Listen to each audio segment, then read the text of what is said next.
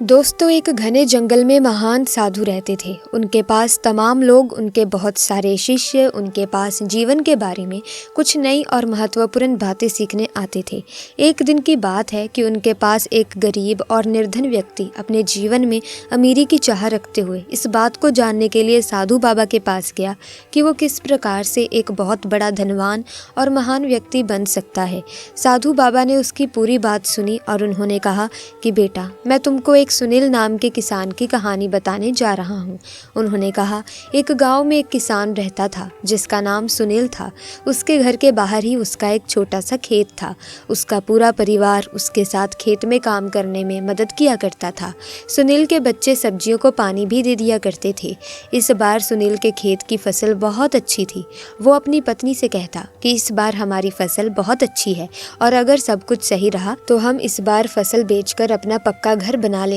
इतना कहने के बाद वो अपनी पत्नी शर्मिला से कहता है कि मैं बाजार जा रहा हूँ कुछ सब्जियों को बेचने के लिए, तुम खेत में कीटनाशक दवाइयाँ छिड़क देना। इतना कहने के बाद वो बाजार चला जाता है और इधर सुनील की पत्नी और बच्चे खेत का सारा काम खत्म कर देते हैं। जब सुनील बाजार से वापस आता है तो वो बहुत खुश होता है और अपनी पत्नी से कहता है कि हमारी सब्जियां उच्च गुणवत्ता वाली हैं, हमें इस बार बाजार में बहुत अच्छे दाम मिलेंगे। बाजार में जल्दी से सब्जियां तोड़कर बेचनी होंगी। ये सुनकर उसकी पत्नी ने कहा, ठीक है, हम कल ही सारी सब्जियां तोड़कर बाजार में बेचने के लिए तैयार कर देंगे।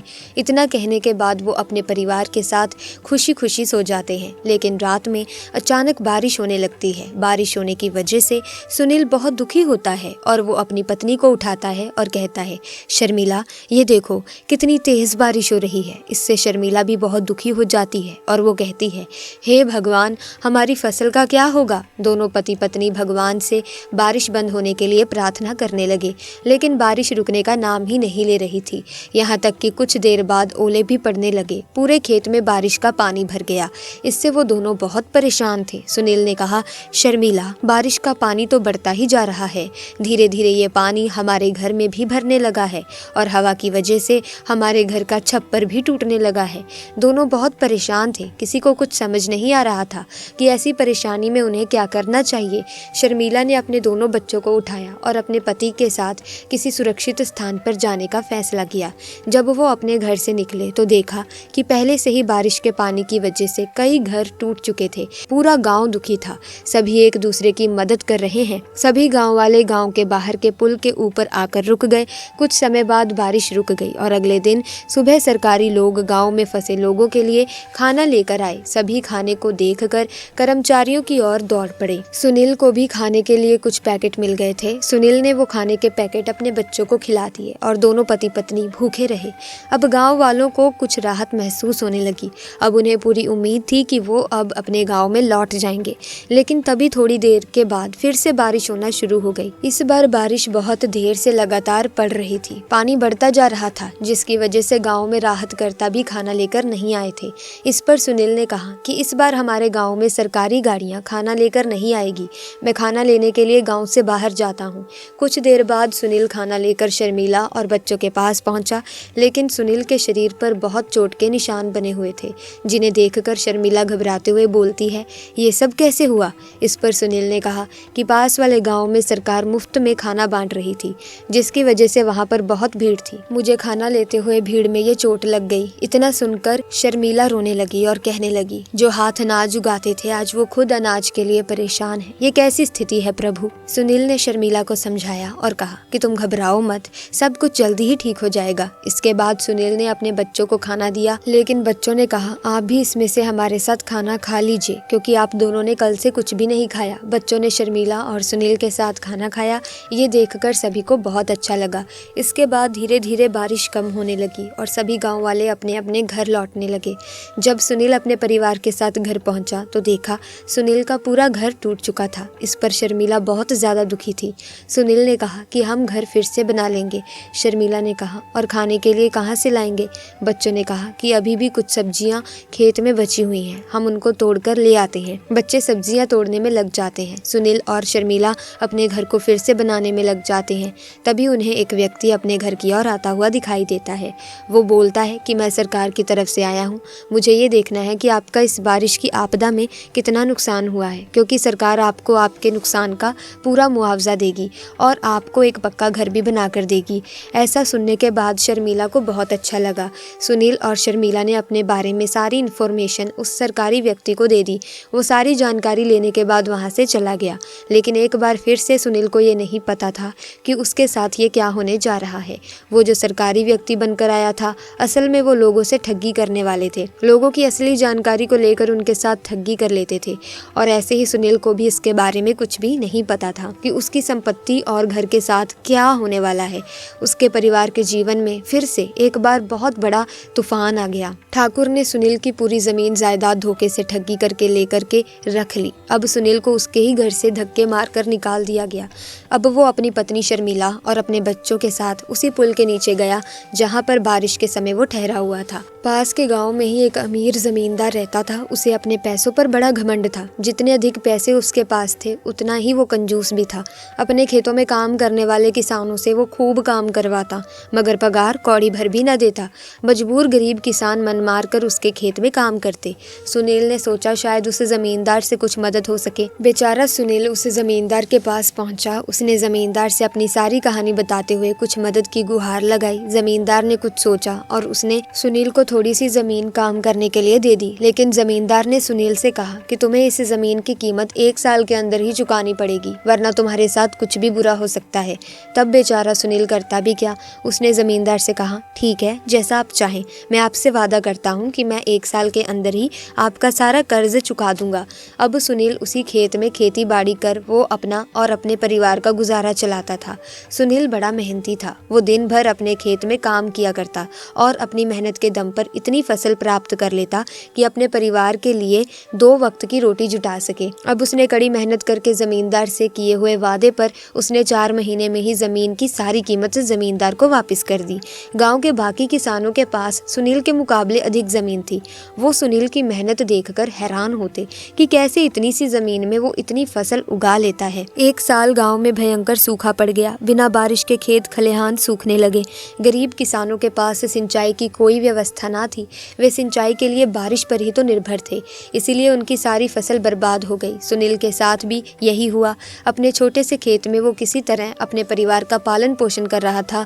अब उनके सामने भूखे मरने की नौबत आ गई। मजबूरी के कारण वो दोबारा गांव के जमींदार के पास कर्ज मांगने गया। जमींदार कंजूस तो था ही। उसने सोचा कि यदि उसने सुनील को पैसे दे दिए तो ये लौटा तो पाएगा नहीं, इसीलिए इसे अपने खेत में काम पर लगा लेता हूँ। मेहनती तो ये है ही और मजबूर भी, कम पैसों में दुगनी मेहनत करवाऊंगा। उसने सुनील से कहा, देख सुनील, मैं तुझे कर्ज तो दे नहीं सकता, लेकिन तेरी इतनी मदद कर सकता हूँ कि तुझे अपने खेत में काम पर रख लूँ। तुझे महीने के 1000 रुपए दे दिया करूँगा।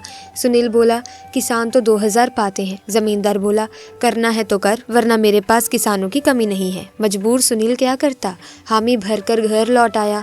अगले दिन से जमींदार के खेत में काम करने लगा। उसने 4 महीने का काम 2 महीने में ही कर दिया। ये देख जमींदार बहुत खुश हुआ, लेकिन उसके मन में मक्कारी जाग उठी। उसने सोचा कि 4 महीने का काम तो इसने 2 ही महीने में कर दिया, क्यों ना इसे निकाल दूं, इसे मेरे 2 महीने के पैसे बच जाएंगे। उसने सुनील को बुलाया और उसको 2 महीने के पैसे देकर कहा, सुनील ये ले तेरे पैसे, कल से मत आना, अब मुझे तेरी ज़रूरत नहीं। ये सुनकर सुनील परेशान हो गया। बड़ी मुश्किल से तो उसका घर चल रहा था, अब अपने परिवार का भरण पोषण कैसे करेगा। वो जमींदार के सामने गिड़गिड़ाने लगा कि उसे काम से ना निकाले, लेकिन जमींदार ने उसकी एक ना सुनी और उसे काम से निकाल दिया। सुनील आंखों में आंसू लेकर घर लौटा। चिंता में रात भर उसे नींद नहीं आई। सुबह उठकर उसने फैसला किया कि वो फिर से जमींदार के पास जाएगा और उससे विनती करेगा कि उसे वापस काम पर रख ले। वो जमींदार के घर के सामने जाकर बैठ गया। सुबह उठकर जाट जमींदार अपने घर से बाहर निकला तो सुनील को घर के सामने बैठा हुआ देखा। उसने सुनील से पूछा, क्या हुआ, सुनील क्यों आया है। सुनील जमींदार के पैरों पर गिर पड़ा और गिड़गिड़ाते हुए बोला, मुझ पर दया कीजिए मालिक, मुझे काम पर रख लीजिए, मेरा परिवार भूखा मर जाएगा। जमींदार ने उसकी एक ना सुनी और उसे धक्के मार के वहां से निकाल दिया। सुनील उस समय तो वहां से चला गया, लेकिन अगली सुबह फिर जमींदार के घर के सामने जाकर बैठ गया। जमींदार ने उसे फिर बुरा भला कहकर भगा दिया।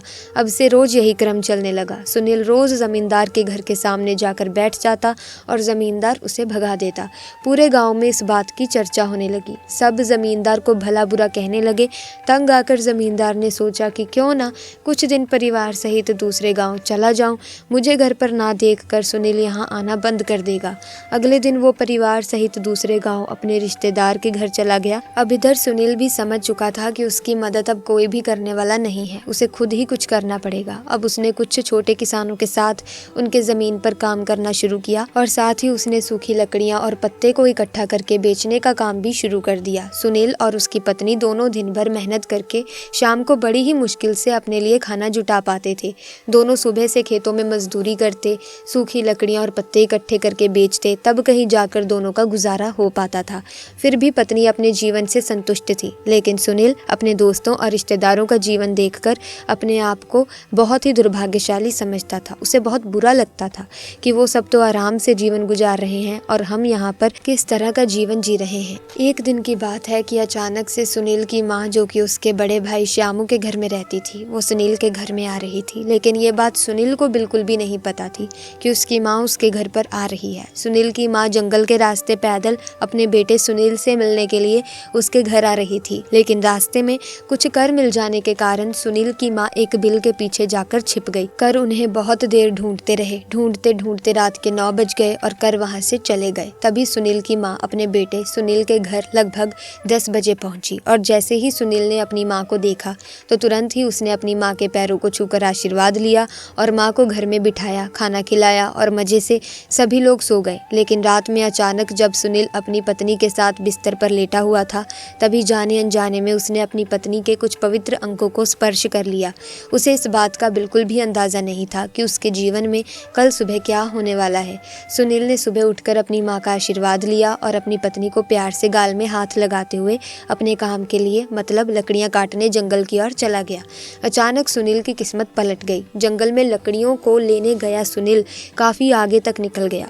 जंगल के बीच में उसे एक गुफा दिखाई दी। गुफा में अंधेरा था। वो जैसे तैसे हिम्मत जताकर गुफा में दाखिल हुआ। जब वो अंदर गया तो उसकी आंखें फटी की फटी रह गई। अंदर एक पूरा खजाना था। उसने खजाने पर कब्जा कर लिया और गुफा को मिट्टी, पत्थर और पेड़ों के पत्तों से ढक दिया और फिर बैलगाड़ी से धीरे धीरे सारा खजाना अपने घर ले आया।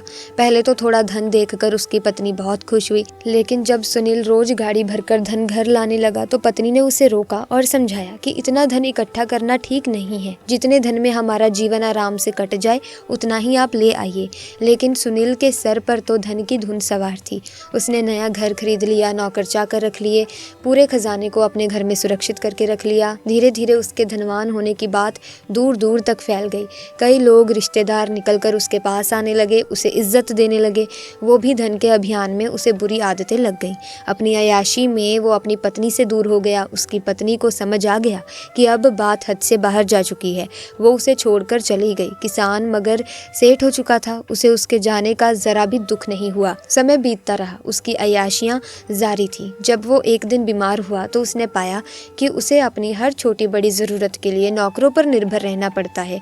जब उसकी तबीयत थोड़ी ठीक हुई तो वो नगर में घूमने के लिए निकला। कोई पहचान न ले इसलिए उसने थोड़ा भेष बदल लिया।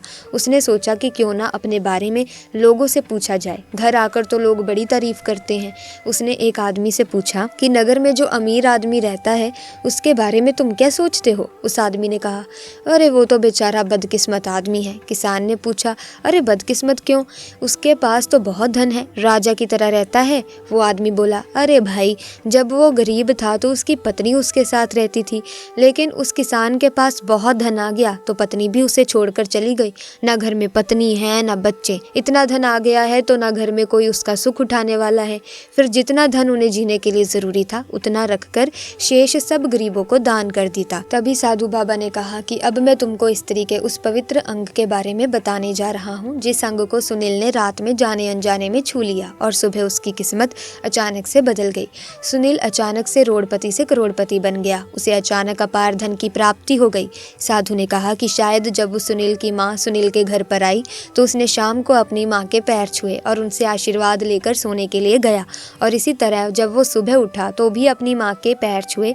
तो इससे ये स्पष्ट होता है जो पुरुष अपनी माँ के पवित्र अंगों को सुबह शाम छूता है और आशीर्वाद लेता है उसको कभी भी धन लक्ष्मी की कमी नहीं होती, क्योंकि शास्त्रों में ऐसा कहा गया है और आप सभी लोग ये अच्छी तरह से जानते हैं कि माँ के पैरों में तो जन्नत होती है।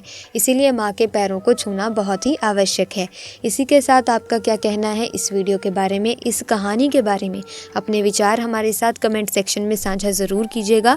हमें आपके कमेंट्स का इंतज़ार रहेगा। इसी के के साथ अगर आपको ये वीडियो अच्छी लगी तो वीडियो को लाइक करें, शेयर करें, चैनल को सब्सक्राइब करके बेल आइकन को प्रेस कीजिए ताकि नए वीडियोस की अपडेट आपको मिलती रहे। आपका बहुत बहुत धन्यवाद।